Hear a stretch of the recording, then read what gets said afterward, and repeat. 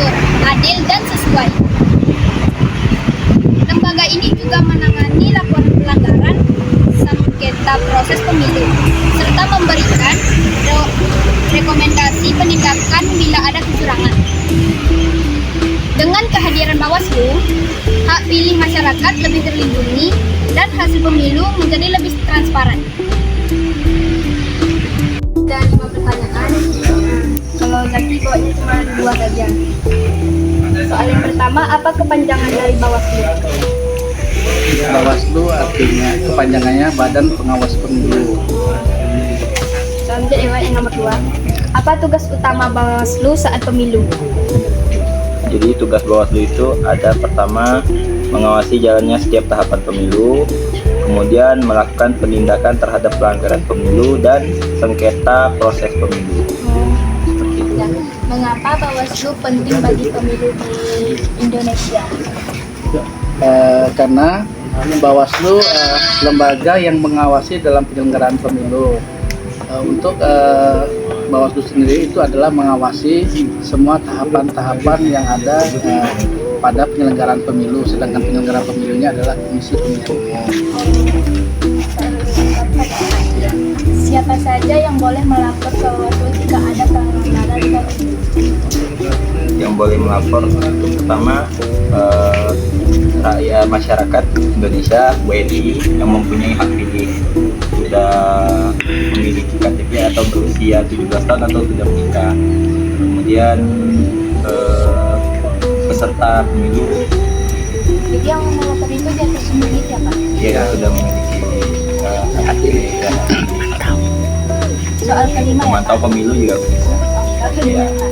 Apa bedanya Bawaslu dengan KPU secara sederhana?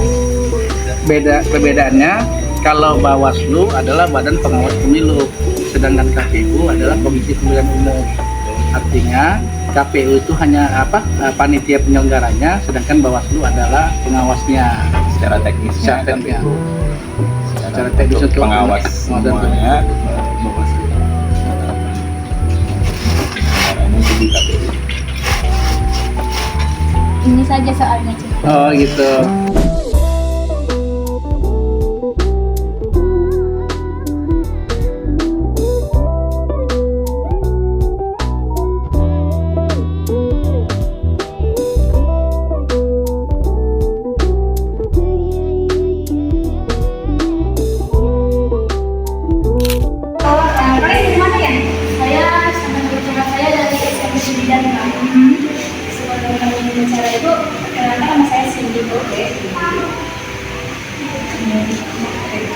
Saya Lima Zaki.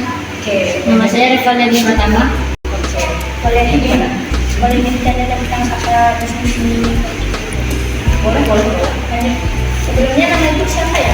Ya, perkenalkan, nama saya Yeni Makyudi, hari ini sebagai penyelenggara Bawaslu, Divisi Hukum Pencegahan Farmasi dan Humas. Kalau boleh, apa alasan Ibu untuk memilih kerja di lembaga politik ini? Ya, yang pastinya kita terlibat secara langsung aktif dalam menjaga suksesi pesta demokrasi, jadi khususnya Panglima. Apa harapan Ibu untuk generasi muda saat ini? Yang pasti yang paling penting adalah generasi muda tidak boleh buta politik atau buta politik. Kenapa? Karena hari ini kebijakan pendidikan, sosial, ekonomi, kesehatan semua itu tergantung oleh pusat politik. Kalau boleh buta politik itu apa ya? Contohnya apatis, tidak peduli terhadap politik, atau mungkin tidak suka. Kayak mengabaikan Betul, mengabaikan, tidak mau ikut. Misal kalian sudah 17 tahun tidak mau nyoblos, itu adalah salah satu bentuk politik. Oke, apa hal yang paling menyenangkan saat Ibu bekerja di lembaga politik ini? Merasa sangat-sangat bermanfaat dalam mensukseskan proses demokrasi yang ada di Indonesia, karena terjun langsung kemudian aktif merasa bermanfaat. Karena apa? Karena adanya kegiatan sosialisasi yang tentunya menjadi juga sebagai bentuk pendidikan politik dan demokrasi ke masyarakat dan lain sebagainya. Kalau boleh tahu apa saja aturan-aturan di lembaga politik Bawaslu?